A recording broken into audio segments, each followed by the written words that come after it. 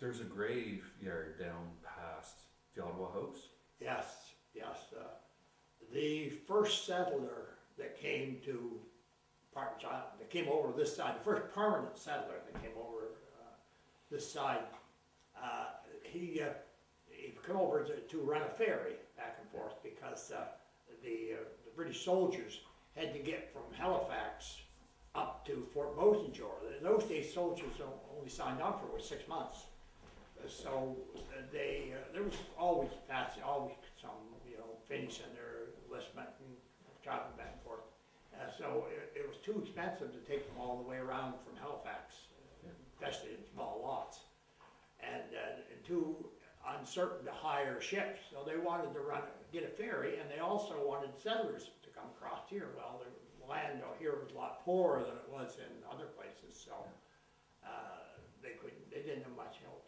So anyway, they gave a big grant of land to people to run a ferry across. Well, the chaps that got the grant of land didn't want to run the ferry because of the American privateers. So so one of them sold his lot to a fellow by the name of Silas Crane, and Crane ran the ferry. He was one of these larger-than-life characters who was afraid of nothing.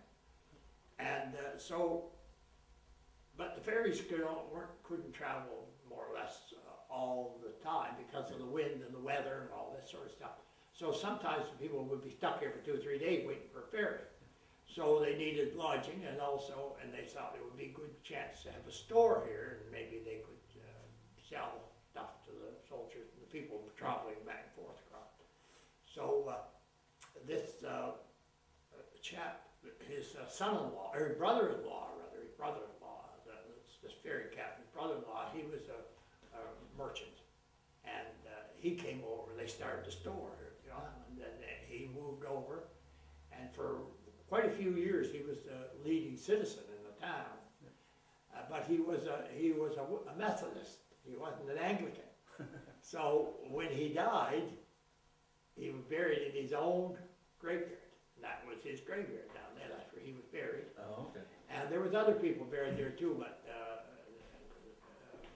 the stones were stolen or whatever. His is the only stone that survived. Okay. But the Anglican graveyard's up here, and that first settler is the first person that was buried there. He was buried in that graveyard in 1790, I think, or 1792. He was drowned. Okay. But anyway, he's buried there.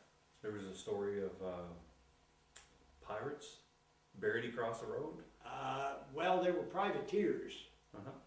They came when in 1780, the ferry wasn't there, but a privateer came up the bay, a small privateer, to raid the house.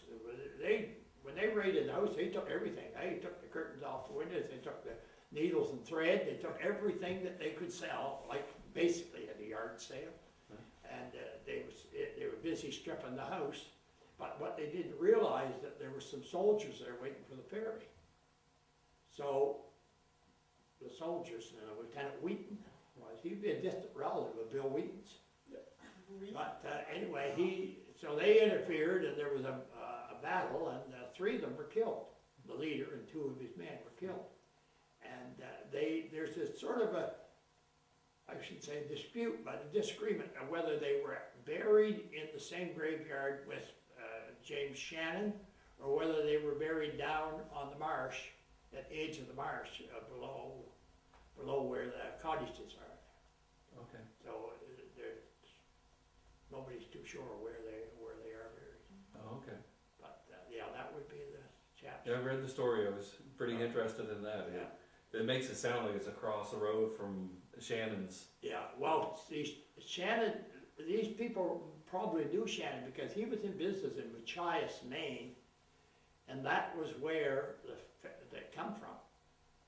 And but they didn't have a store per se at that time. If they had a store at all at that time, it was probably in the house.